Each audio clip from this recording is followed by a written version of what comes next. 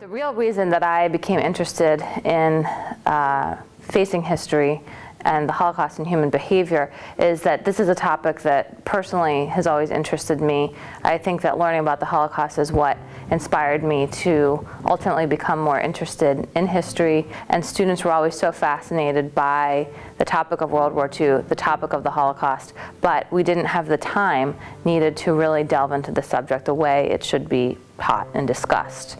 So, being given the opportunity to teach what I wanted to in the summertime, I thought that teaching the Holocaust might be a really great way to engage students with a topic they were interested in. In the past, some of the middle school programs had taught a unit about the Holocaust and human behavior.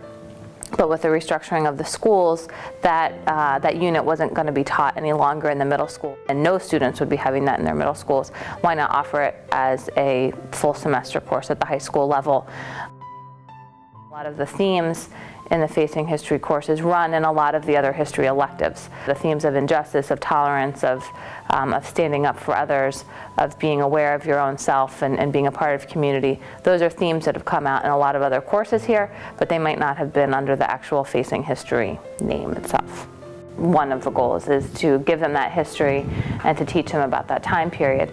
But I think the bigger goal is to teach them or have them recognize that the behaviors that led up to that and the behaviors that allowed the Nazis to rise to power and for the Holocaust to happen within Germany and within Europe, and the responses from other countries, from other individuals, and how people reacted to this, and why some people took action and others didn't.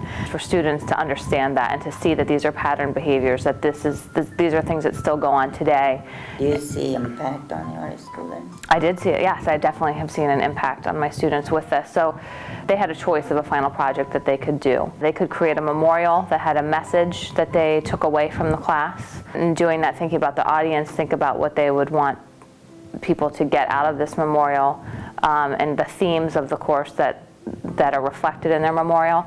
Another option was to create a genocide awareness campaign to raise awareness about other genocides that have happened and to further education and awareness about things that are happening in the world today. And then the other option was for students to write a fictional letter to a school board about why the course should be taught. Representing so many countries. Is these flags the flags of the countries that Facing History is in, or? Well, it looks like, well, the sign says everyone is responsible to uphold justice. So my interpretation of this is that they have flags from every country in the world, saying that everybody needs to uphold justice. I had students do all three options, and they had to present their project to the class, and in doing this I heard from their own mouths, the lessons that they had learned, and I think the biggest takeaway that a lot of the students had about this course in our first semester of running it is that they do have the ability to make an impact. No matter how big or small, the decisions that they make have an impact on those around them. Whether it's about hearing students make comments about others in the hallway, or see people teasing one another, or getting involved in a larger picture. So you can see the impact within the school community. Every student talked about how they have the ability to make changes in their own behavior, and it can positively impact others. So that was a really huge point for me, to hear them from their own mouths that their thinking has changed and that's impacting their behavior. To know that they are coming out of this class with those messages and with that belief is exactly what I wanted them to take away from that. I did have students whose families came from Germany. One of my students, her mother was French and her father was German, and he grew up with a German family. He actually came and spoke to our class. I had another student whose family is from Amsterdam, which, so there was a lot of connections she could make with her family, even though they weren't necessarily directly involved.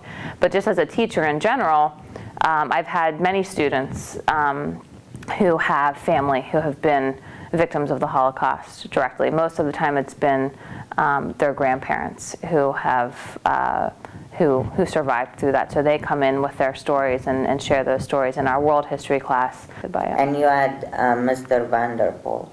come and speak to us. We'll talk a little bit with you about how his experiences have deepened, I would say, over time. If you could have a conversation with Hitler or like a high Nazi official, would you? Okay. Why not? Why do you ask? Talk about how you went into hiding. Oh, yes. When the Nazis occupied the Netherlands, immediately they started to organize who was Jewish and who was not. Everybody had to register. So slowly but surely, the Nazis closed in on us, Jewish citizens. First, everybody had to have an identity card, which we never had before. And we lived in a country where you trusted the government. So if the government asked you to do something or report something, you do. You never thought that the consequences, then it's certainly slowly but surely closed in on the Jews.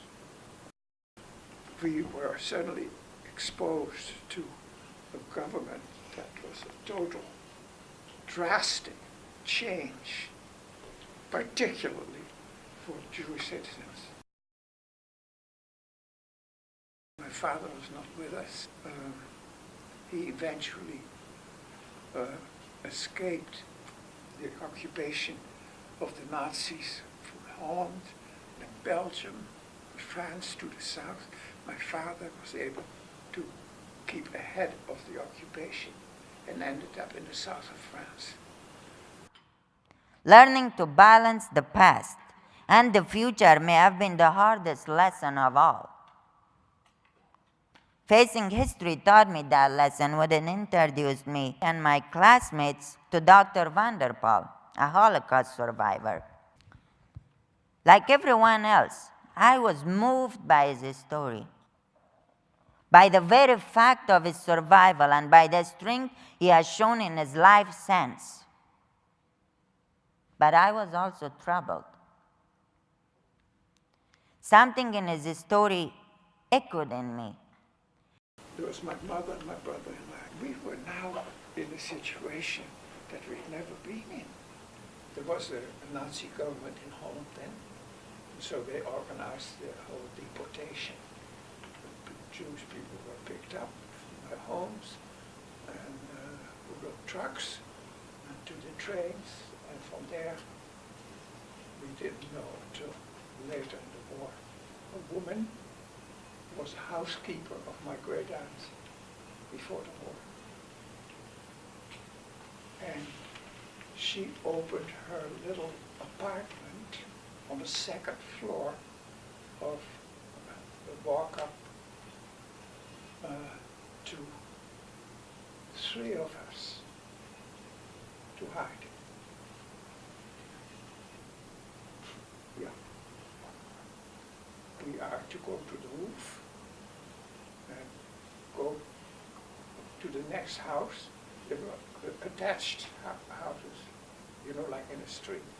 Go to the next house over the roof, and the people in that apartment had opened their home to, if needed, under these circumstances. So I went to the roof, went to the next house, went into the door to go down, and got into the bedroom of the first. Didn't remember that they had offered this escape route, and so I stood there, and they looked at me, and so I mumbled something and walked right straight through the bedroom down to the street, because it was on the third floor, and I walked into the street out of the front walk up. I asked them about it, about how those of us who have seen horror can go forward knowing that while we may have been lucky, while we may have been spared, others were not, and about how he copes with that. I had never heard the phrase survivor guilt before. What he told me will stay with me forever. He taught me that the past, while you can never forget it, is the past. But he also taught me that you must draw lessons from it and use those lessons to make the future better. What kind of a personal impact the whole experience of, having a facing history class, teaching it to your students, and then meeting people who survived it. How did that personally change you? It's had a really big impact on me. I mean, I think that anybody would be hard-pressed to say that they can talk about the Holocaust and the behavior surrounding the Holocaust for an entire semester every day without it impacting them. This is very sensitive material, especially once we start getting into talking about the camps themselves and the personal stories, and we watch a lot of footage and we look at images and we hear these stories, and it's been really hard sometimes to not want to break out just crying my eyes out in the middle of class. Sometimes just a line of a story will just get me, and I kind of feel like I get choked up for a minute, and it's really hard, and I take a lot of these stories home with me, and I've told my husband about things that we talk about in class, and we'll talk about them over dinner. So it's really impacted me a lot, and I've learned a lot too. So what is your overall goal for your students, that when they graduate from CRLS? To recognize that injustice has happened, that intolerance happens constantly, that this is not just a pocket of time that happened, that there are deliberate reasons why this happened, and that this could very easily happen again, and it does happen all the time, and maybe in smaller circumstances, but the discrimination and the intolerance and this kind of way that we categorize people of being like us or being different can lead to really bad behavior and with really serious consequences.